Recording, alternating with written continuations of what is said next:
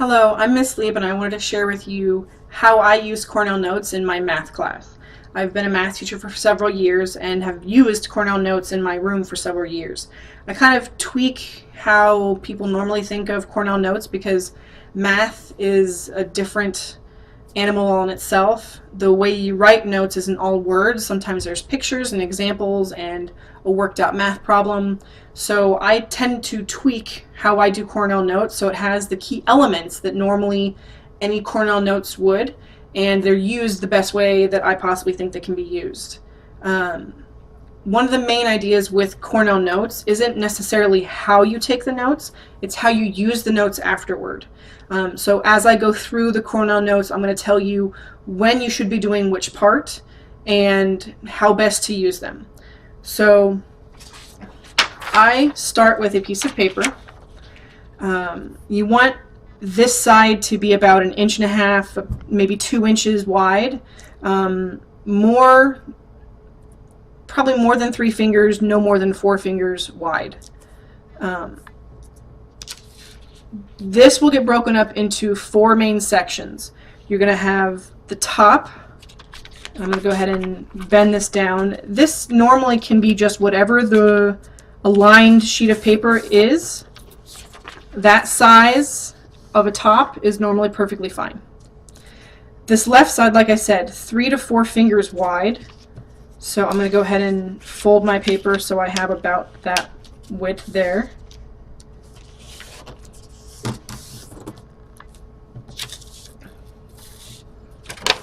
Okay. And then the bottom, you want another good 2 inches or so here. So I'm going to fold this up to make me a good bottom chunk. So now once I have my paper folded, I'm going to take my pen or pencil and I'm going to outline what I already have. So first comes this bottom, and this bottom takes the whole section. Also, the top will take the whole top area. Now this crease that we made, I'm going to go ahead and make a line here between these two. Now oftentimes in my classroom I will make a bookmark that they can put in their page and they can trace the bookmark, and it'll also give them notches where these lines should be if they wanted to use regular paper. That way when they flip the bookmark over they have the open section. So there are 4 sections. So this first section up here is where you help organize a lot of the ideas here. Normally, like any student, you could probably put your name, date, and period here. I've seen where the topic gets written along here. Sometimes you can write it here, but the topic goes here. Whatever title you have to your paper, whatever the main key element is for that day, that goes right here. Oftentimes there's another section that kind of exists above the regular notes but just below all of this. It's kind of a newer element and I like to use it wherever possible. This is where you would write your essential question.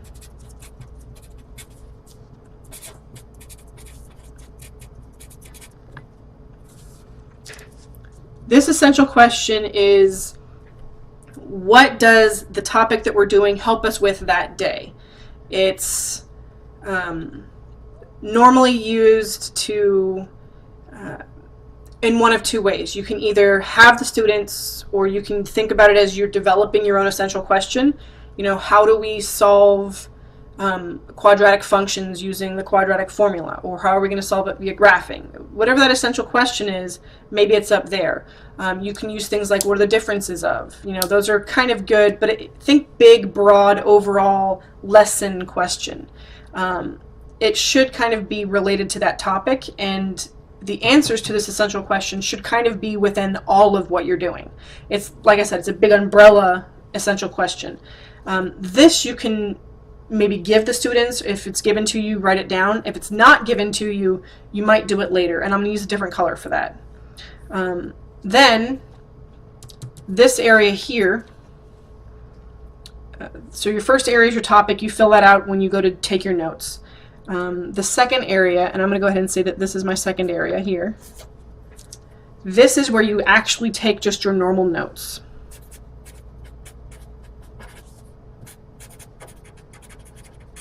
Just your normal notes.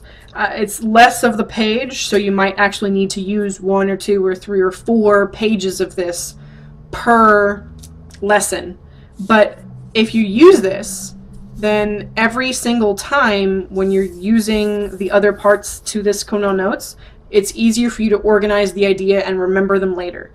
If you try to shove everything in, sometimes it gets very crowded, so spreading it out with different papers is actually very helpful.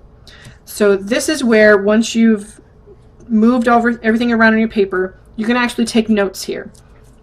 And with notes, as I have been explained, there's generally 4 steps to taking these notes. Number 1, the first step is the actual taking of the notes. So this is actually when you take notes. We'll call this note taking.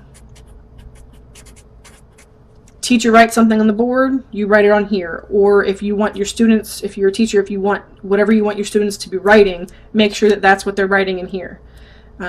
This is the note taking. Let's say that this is the main ideas. So normal notes. The second part to this 4-step is note making. This is when you actually go in. It's usually, you can do it right after the lesson when you're doing some practicing. You can do it right after the class. I don't know that I would wait until the evening. Instead, I would try to do it as soon as you can. As they're doing the lesson, if you have a low point, maybe lunch or right after school, something like that, note making is where you're creating meaning.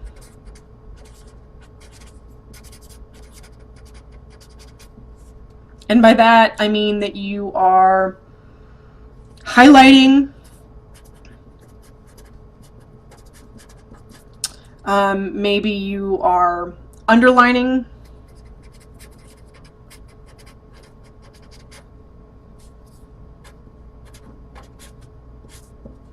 it's hard to read. This is where you're actually doing any part of the note-taking process that you recognize in class as being important. You're highlighting, circling, writing down steps to examples. You're creating meaning here. So you take notes and then you're describing them to yourself and saying what are the steps are, anything like that. That's the note-making part. I'm going to go ahead and switch the color now, because I'm going to talk about, this is all that's in black is what happens right when you're taking the notes day of, if the essential question is given to you. If it's not given to you, then the next thing you do is you interact with the notes. Think about this is what's happening that night. About 24 hours, you can kind of do it the next day, but you don't want to wait too long. My preference is that you do it, if you take the class during the day, you're doing it at night before you go to bed. If you take the class at night, you might want to do like a mini summary on like a sticky note, and then the next morning or your next free chunk before the class, go through and make more of an official summary. But in the note process, this is the note interacting.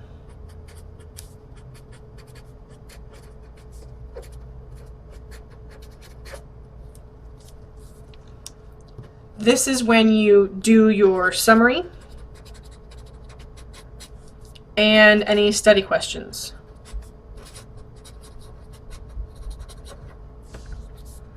You go back over your notes, you're looking through them, you're reading through them, remembering what happened in class. You write your study questions off to the side. So this is portion 1, this was portion 2. Now we get into what the other 2 sections are for. So this third section here, this is where you're going to write your study questions.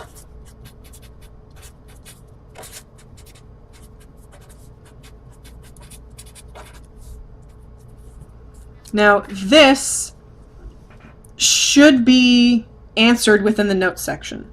So you go back through and you're looking at your notes, and you ask a study question, and the answer to that question should be somewhere in these notes. So again, if you're taking notes on quadratic formula, maybe the question over here says, what is the quadratic formula? How do you know what to plug in for the quadratic formula? How do you know how many solutions you have via the answer of your quadratic formula? So somewhere in this note area, you should be able to have the answer to that question. The other thing you can put here, so let me go ahead and write this on here. So needs to be able to be answered. Needs to.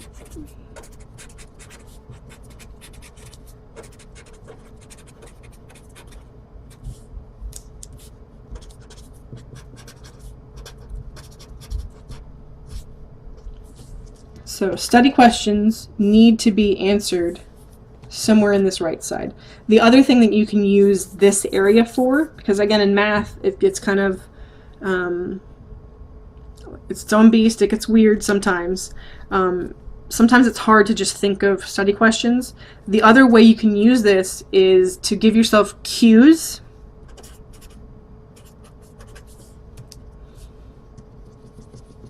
on what's over here.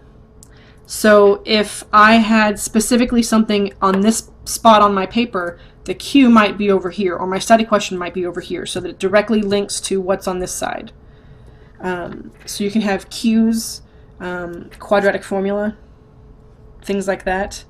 You can have your study questions, you can have keywords.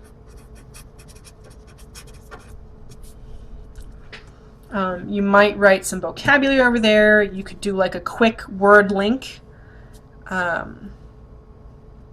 If you were talking about imaginary numbers, maybe your word link over here was, I is an imaginary number. Maybe your word link could be I squared equals -1.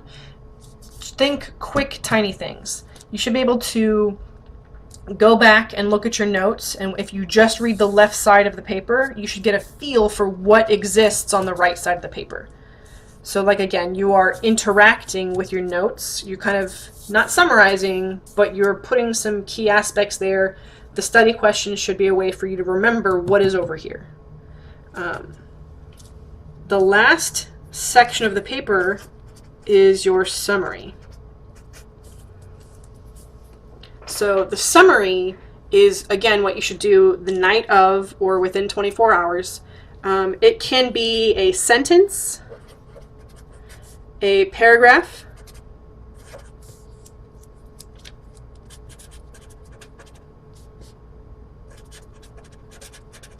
an example. When I say it can be a sentence, I'm talking about a really good thought out sentence. I usually tell my students that this down here is where you are explaining to yourself a month from now how to do whatever is up here. So if I read the summary, or if you read the summary, you should be kind of reteaching yourself the important parts about what's up here. That way you have to go through what just happened in class, and then you summarize all of those good ideas at the bottom. This is also why it's easier when you're taking a lot of notes to break them out in several pages, because then you don't have to try and summarize 4 or 5 different concepts. Maybe you only have 1 or 2 concepts on the paper, so you're only summarizing 1 or 2 concepts. In math, I also let my students give me an example. If they give me every step to doing a problem, they have to create their own. They can't just use an example that I made. So they create their own example, and I even like for them to, on the right side of their example, list what all the steps are.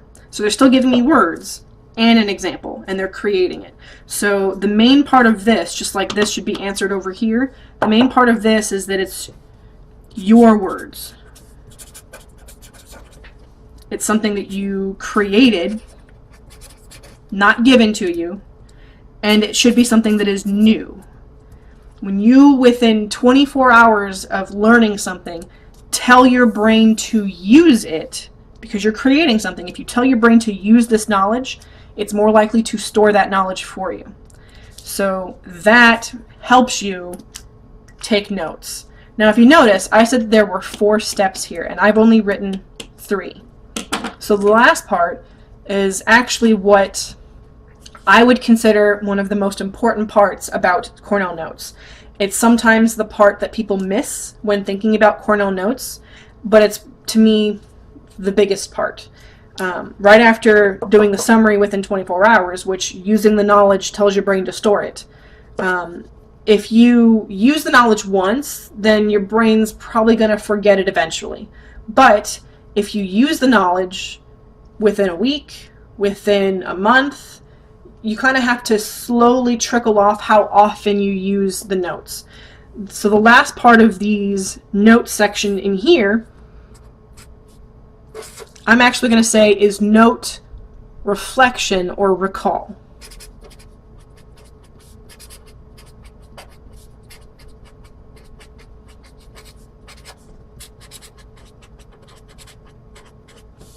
This is when you're studying.